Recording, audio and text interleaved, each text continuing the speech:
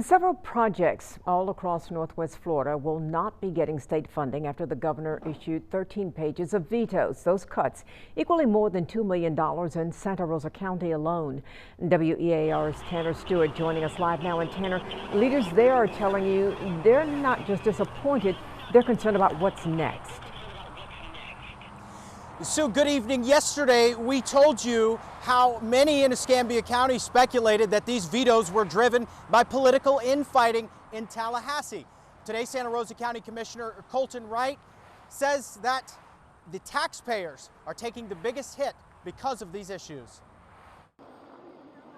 From aviation development to veteran services, plans across Santa Rosa County have hit a roadblock following a wave of vetoes from Governor DeSantis. Everything sailed right through with no problems. It wasn't until it was time for the governor to pull out his veto pen that we got the axe. More than $2 million in Santa Rosa projects were vetoed by the governor, including $850,000 to preserve 27 acres of wetlands, another $850,000 for a taxiway extension at the Whiting Aviation Park, and $275,000 to improve traffic at the gate of NAS Whitingfield. Today, County Commissioner Colton Wright says he doesn't feel the vetoes had anything to do with fiscal strategy. It's unfortunate. We're severely disappointed. I think it's frustrating that elected officials that were elected by the residents and by the citizens of Florida, we are all, including legislators and the governor, are all supposed to represent the people. And I feel like in this case, the people have been failed.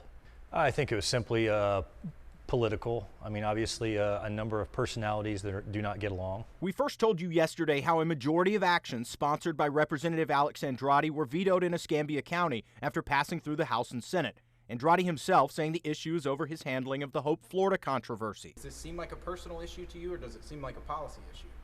Well, I think this is Tallahassee politics at its finest.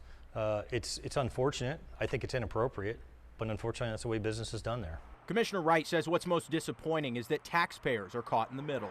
It absolutely impacts the taxpayers. I think that's the problem, is when the taxpayers and the residents of Santa Rosa County and surrounding areas, when they suffer because of the political infighting between both the legislature and the governor and other branches of government, it's unfortunate. Another big cut to Santa Rosa includes $150,000 for Veterans Treatment Court.